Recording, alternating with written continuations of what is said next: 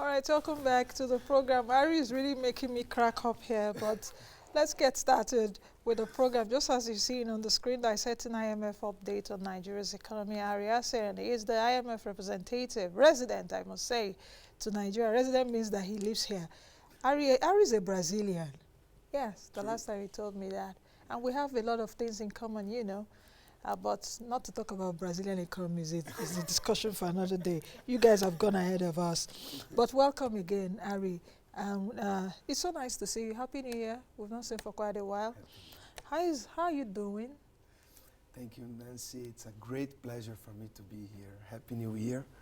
And you're right, Brazil and Nigeria are very close countries, and we share a lot. Customs, habits, preferences. So I feel very, very welcome in Nigeria. It's a fantastic place to be. But you guys undertook a lot of reforms, from Lula da Silva till some other presidents, but I don't want to go into all of that, you know, to your Bolsa Familia program for poverty and all of that, but that's a discussion for another day. Welcome to the program. Thanks. Let's get started. I had to print this report out. Don't mind me, I may be old school. Sometimes, you know, reading on devices, you know, and sometimes, you know, these devices with your eyes, so I had to ask my team to print it out, and I've been trying to like tick some things there. But I want to ask you this first question, which is, how is this report conducted? Because some people want to know, okay, the IMF, you do this. How often do you do this? Is it biannually? With Nigeria, is every year. Is every year. Okay, Yes. the World Bank is biannually. They have twice, two reports in 1 year. Okay, how do you conduct this? How? Yes. First of all, thank you for the question, and always the interesting questions. It gives us an opportunity to talk about this. The Article 4 consultations are consultations that we hold for all our member countries. In the case of, and every year, for all the 190 member countries. And they are supposed to be consultations between staff of the IMF with the authorities of the various countries. Typically they happen in presence, but because of the pandemic they're happening virtually. Hopefully everyone will be back here next year, or this year, for the 2022 Article 4 consultation. We are all expecting, hopefully, that the pandemic will be over. It's looking good in that direction. So these are supposed to be very candid discussions with the authorities of all our member countries. Very nice environment of discussions. How this happens, it's with the tradition of Nigerian hospitality. The engagement is always very, very constructive and fair, and we are very interested in the views of the authorities as much as of our views of the economy. And this exchange is supposed to be conducted in a constructive but candid way. And the report at the end should reflect, in fact, the views of the authorities and the views of the IMF. This is very important, and we are supposed, during this consultation, to be fair in presenting the views of the authorities the best possible way we can. Because, you know, first of all, no one knows all the truths, and I think that certainly is true for the IMF. It's also certainly true for the Nigerian authorities. So the more you can have a dialogue and present the different views and present it clearly in the report in a transparent way, the best we give a chance for readers also to understand where we are coming from, where the authorities are coming from, and hopefully that will be good for the country to decide the best way for policies going forward. How long does this consultation really take? How long do you, what period, how long does it take to put together? So usually it's 2 weeks where we have the consultations, not only with the Nigerian authorities, but with other various stakeholders, private sector, civil society, development partners. So we have really a team, a dedicated team that only work in Nigeria, from headquarters in Washington, and a team here that we together have these consultations over 2 weeks. And we basically we make an update of our projections for economic growth, inflation, and all the macroeconomic variables on one hand, and we also discuss policy with the authorities, monetary, fiscal policy, everything that is related to macroeconomics and macro critical, if you wish. We discuss all issues related to the macro. Okay, so in essence, you received cooperation from the Nigerian authorities, the Ministry of Finance, Central Bank, I guess, and some other, like you mentioned, private sector. Okay. Absolutely, and let me stress that the cooperation has been excellent. And, you know, we have discussions at all levels in government, and always very hospitable, welcoming, and ready to listen to our views. Was the engagement transparent enough for you guys? We receive data. Always there is a possibility of receiving more information, because, you know, especially with IMF economists, we like to have as much information and data as possible. Sometimes there are technical difficulties, sometimes it's not possible in a short period of time to provide everything. But we even before the consultations, we usually send questionnaires, and we receive a lot of cooperation answers. So I would consider that this is actually in a very good relationship. And compared to other countries, I see Nigeria at a very high level in terms of the cooperation with the IMF. Okay, for you to say that, perhaps that is a good sign. Okay, let's take can always be improved. Okay. But Okay. So let's take a look at the key issues raised here. You know, can you just speak on some of them? Just summarize, then I dig further. Yeah. So, you know, one of the important areas in terms of the macroeconomic diagnostics and how we see growth and inflation, to really before we discuss policies, is that we are seeing a recovery in the economy, and it's broadening, and it's going beyond. Many sectors are joining this recovery, which is very good news. So in the year 2021, we are now projecting, the report says 2.6, we have updated upwards the projection, 3% growth. Okay. Many would say that this is still a conservative figure. Possibly, and I hope they are right, and we are wrong. The higher the growth rate, the better, especially if growth is not necessarily being led by the oil sector, which is the case. It's the non-oil sector that it's driving growth. And it's going to manufacturing, it's going to other sectors. This is very positive, because that increases the chance that this growth is becoming more and more inclusive. That's what we want to see. But of course, 3%, you know, benefited from 2 quarters of very high growth this year, second and third quarter, because of base effects. Because in 2020 we had a contraction in those quarters. In this year we had a big jump. 5% in Q2, 4% in Q3. So these are big numbers.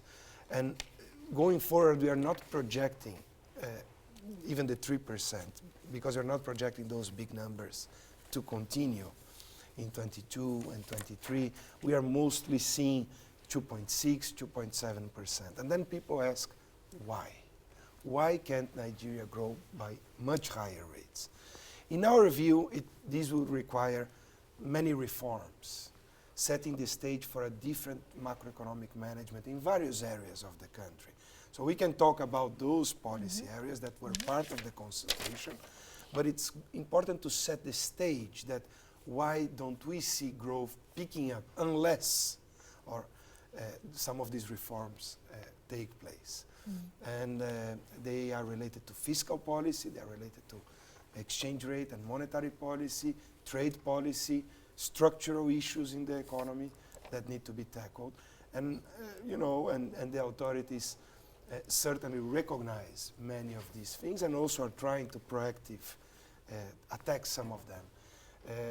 Let me just, before I turn to you, just to say that we share the objectives.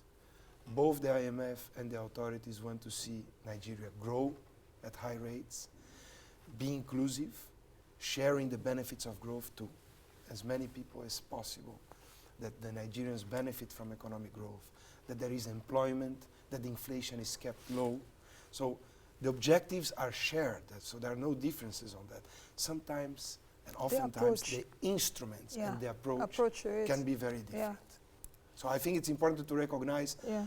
a lot that we have in common, and the importance of discussing policies and how we can probably raise the level of economic policy, in our view, of course, and have that approach being considered by the Nigerian authorities.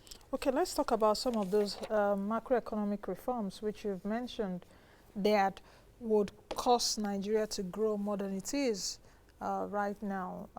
First quarter, okay, our last GDP report came in at 4.03%.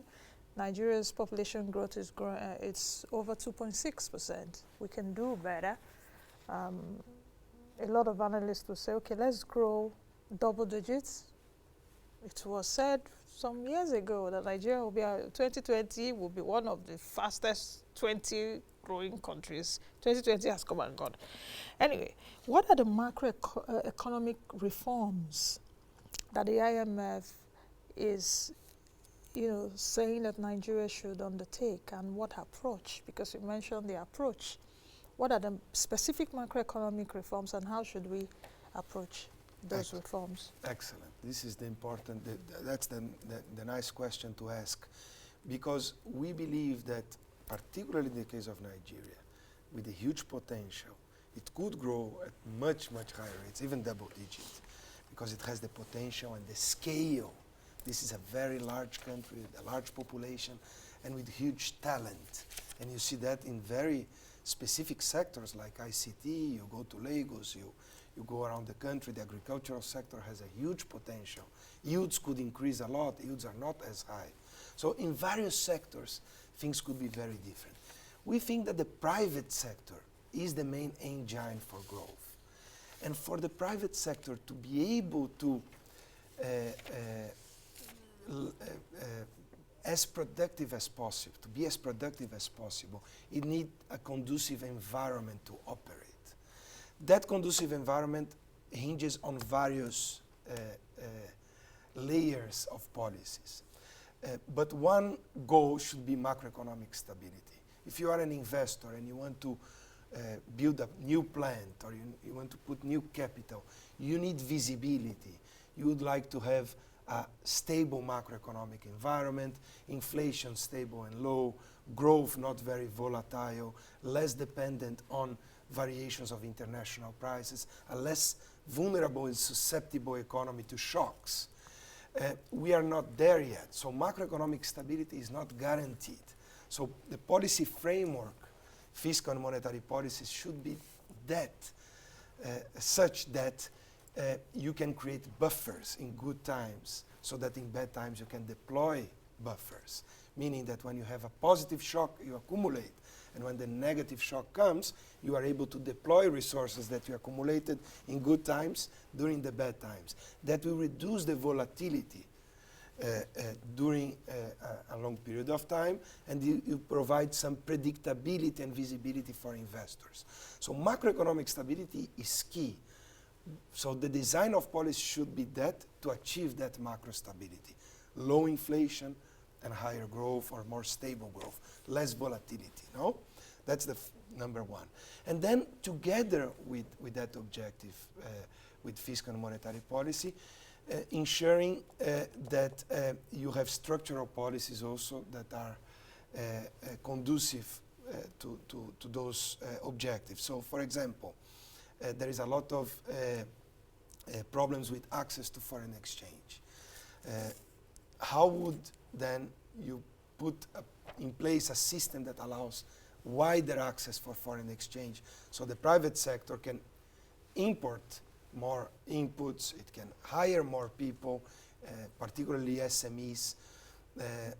We believe that a more unified approach in terms of the rate of exchange of currencies to the naira, and would be very welcome, and also allow the naira to adjust, not by itself, but together with other policies, monetary and fiscal policies.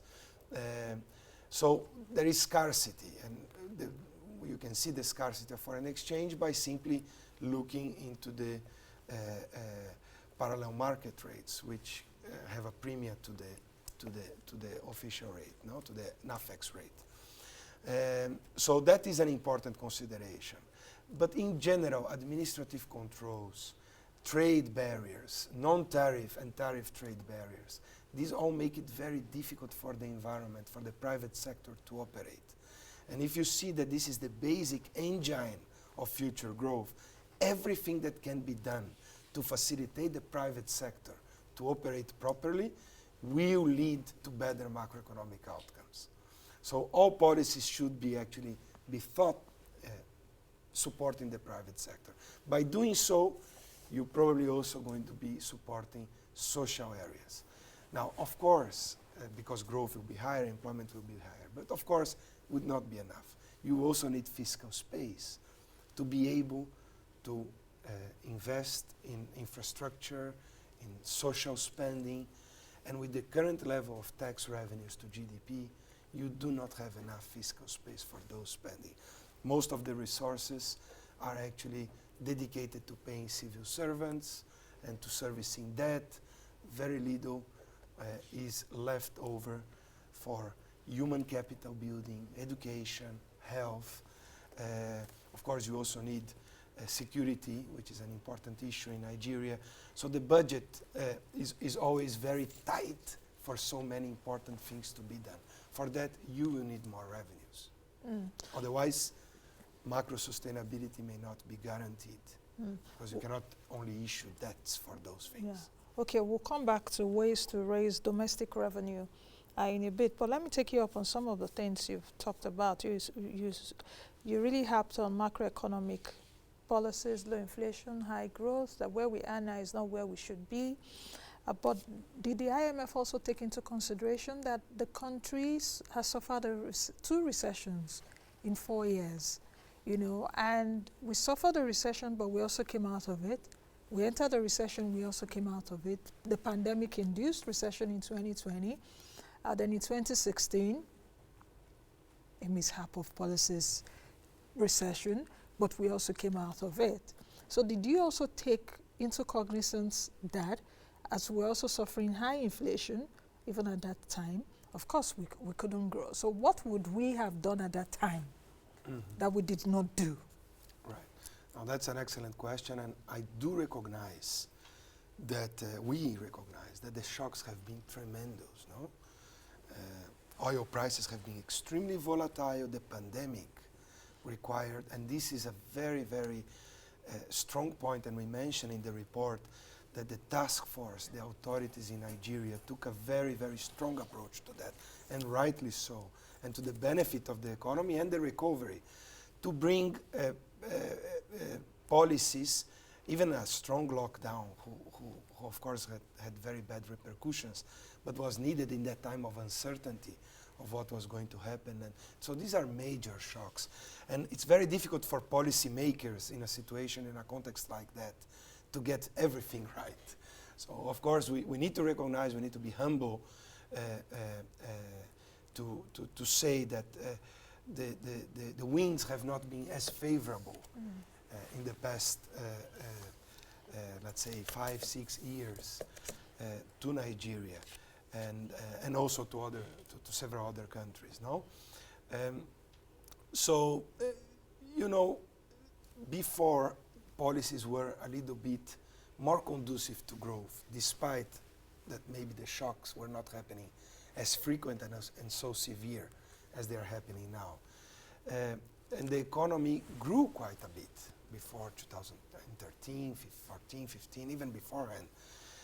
But there was a problem, I think, which is you never see poverty reducing strongly despite higher growth. Yeah. That calls the attention for something that we have been studying quite a bit and reflecting quite a bit over several years in the IMF, that to sustain a process of economic growth for many, many years, that growth must be inclusive. You cannot have only high rates of growth because of the oil sector, let's say, volumes in the oil sector, and that being very concentrated and very little spillovers. Even if there is some spillovers, there are some spillovers from oil to the other sectors, but I think it's very important to recognize that you need policies that include a broader set of sectors and a broader set of people in the economy. For two reasons. One, the economy will be more resilient to shocks of oil. Oil prices can go up, down, and now we are also talking about climate, and fossil fuels will not be very useful in 20, 30 years. So we need to make a transition. So it's very important for Nigeria to recognize not to be overly dependent on one sector and diversify. That's easier said than done, but there are possibilities for diversification for a country that has a population of 200 million people, a lot of potential. So policies should actually be put in place to facilitate the operations of the private sector so that discovery of the comparative advantages can be there. And agribusiness is certainly one because of the fertile land. God has been very generous with Nigeria, also with Brazil, by the way. Yeah. We are big countries with big lands, fertile yeah. lands. So you should use those opportunities.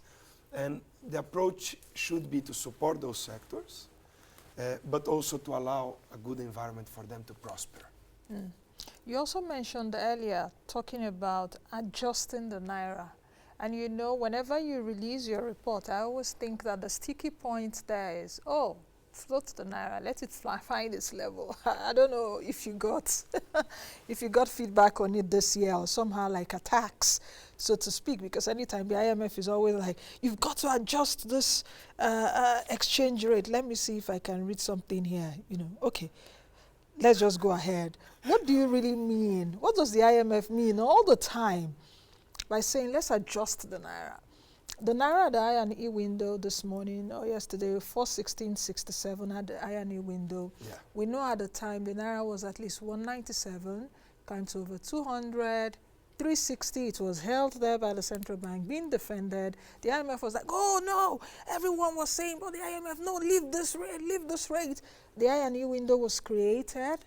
What does the IMF mean by adjusting the naira? Bearing in mind that if you allow the naira to float, as you're saying that, an average Nigerian would just think inflation will rise. You know, so what do you really mean by adjusting this naira? What should be done?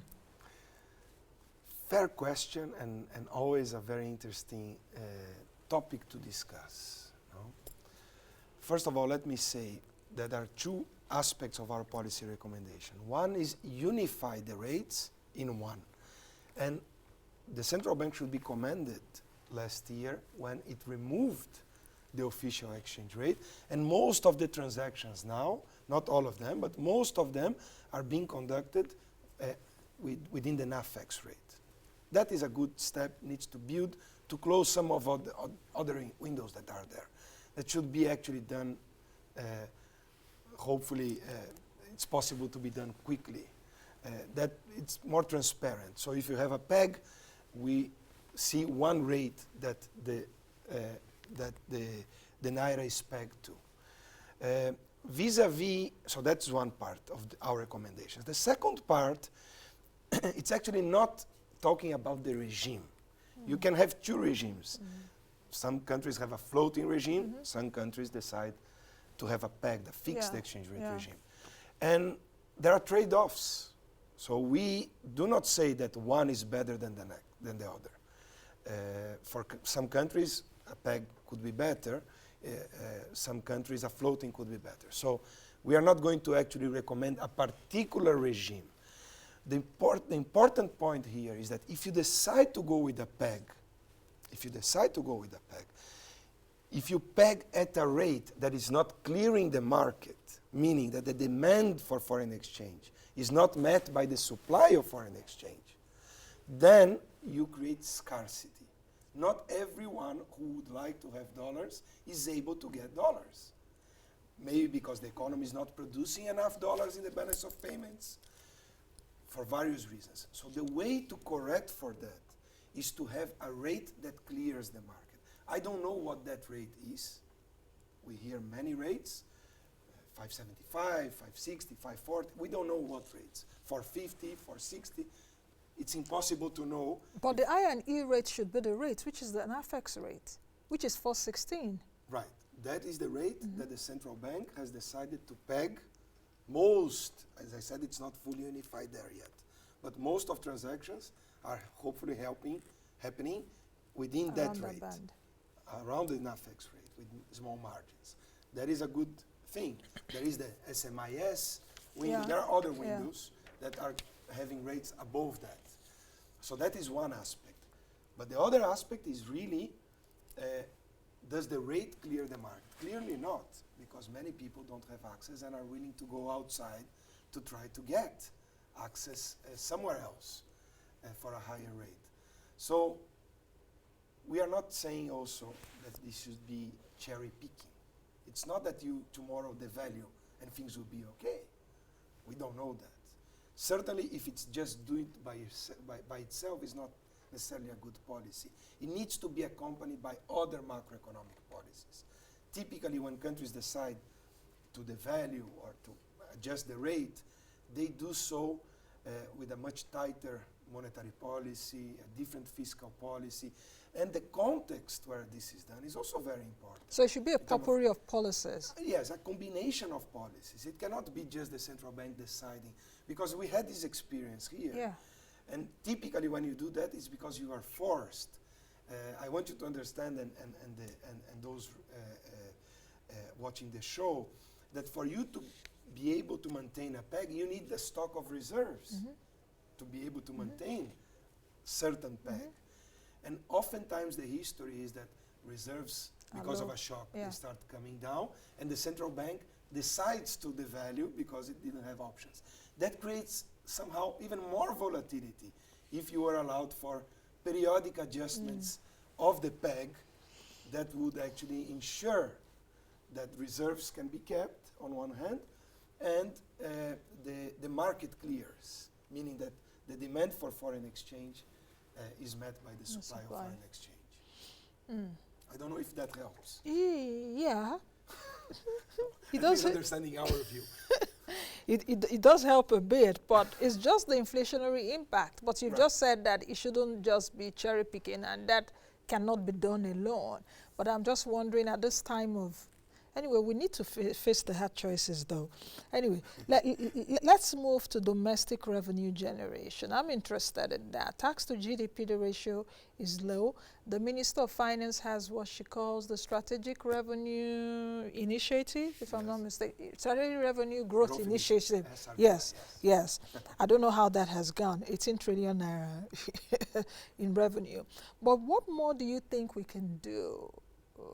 I don't want you to say fuel subsidy removal, because that has always been a sticky point. But is that something we should do? Because the PIA has said we should remove the fuel subsidy, but the government is lackadaisical right now in terms of removing it and saying, no, if we remove it at this point, it will have inflationary risk. What do you? Yeah, revenue mobilization is a critical pillar and almost like an existential issue for Nigeria, really. To be able, with a revenue to GDP ratio of about 7–8%, our research indicates that below 12%, it's impossible to make a dent in improving social outcomes and infrastructure outcomes. It simply doesn't, it's not a revenue base that allows for spending the fiscal space that is needed for those important spending. So clearly a critical aspect, and also vis-a-vis low-income countries, developing economies, the region, that's a very low, it's in the lower end of the tax to GDP ratios that we observe around the world. So Nigeria needs to do something on that. The government recognizes, the ministry recognizes, took ownership of that, and the strategy is a good one in the sense that it aims at raising revenue to GDP ratio from 7 to 8 to 15% by 2025. So how do you get 7 percentage points of additional revenue as a share of GDP in such a short period of time? First, it's difficult. That will be very ambitious, no? Admitting that this is hard. But could be done, but how that could be done? One part of it is related to broadening the tax base, making sure that the compliance is much stronger. Meaning that if you take the VAT, for example, the efficiency of that tax is not very high in Nigeria, in fact very low. Not many people are paying VAT that they should be paying according to the VAT law. So revisiting exemptions, not only to the VAT, but to income tax, excise, are they really bringing economic benefits, or they are just costing coffers quite a bit in terms of lost revenues? So revisiting exemptions, ensuring that the tax base doesn't have leakages, more people participate, strengthening compliance, tax administration, increasing integrity. Okay. Lots of tax administration Policies. But do you want to? Yes, I just want to butt in because we have like 5 minutes and I have a lot of questions for you. How come it's like 35 minutes almost over? Yeah. The debt sustainability risk, our debt profile is about 38 trillion naira. How comfortable is the IMF with this?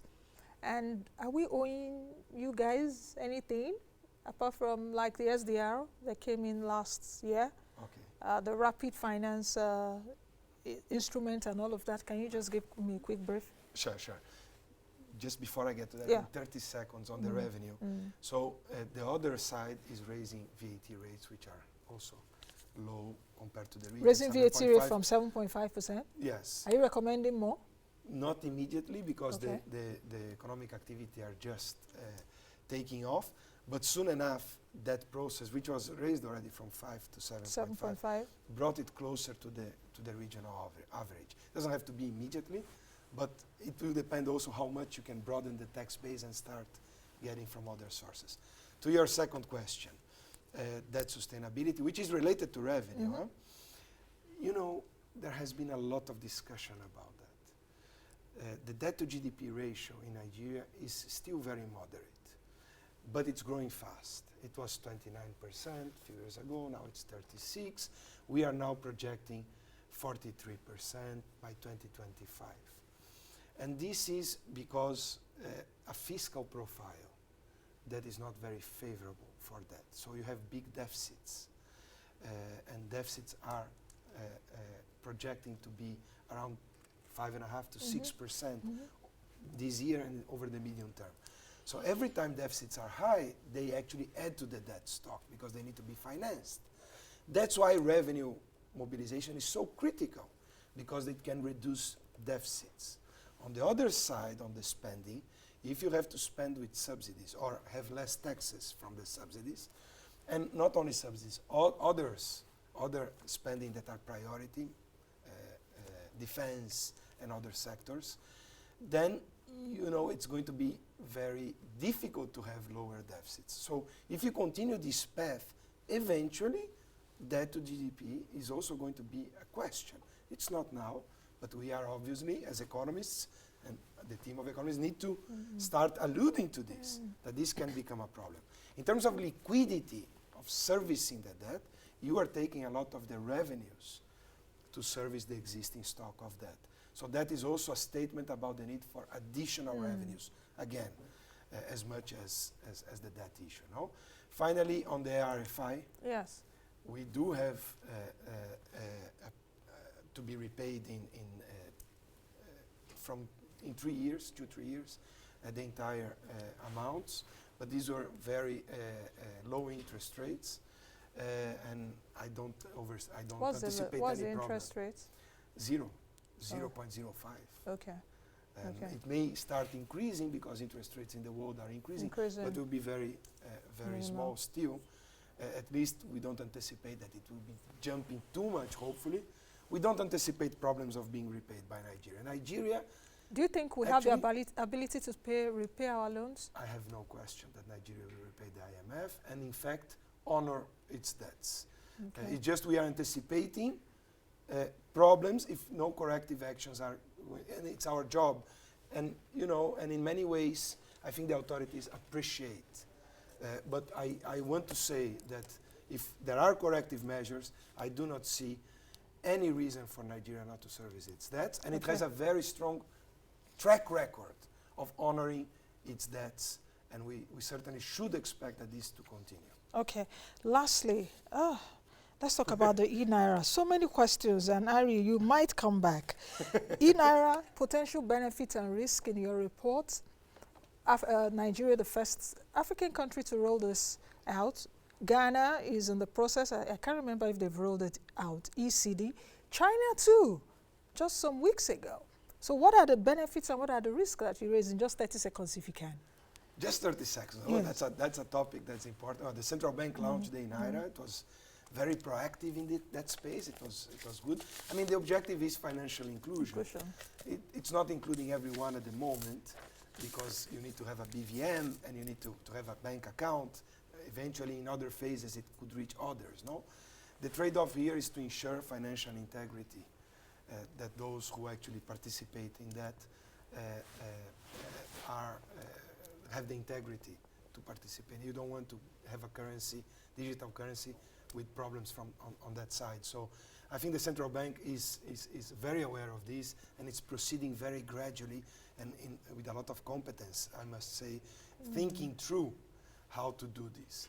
Of course, it's a new territory.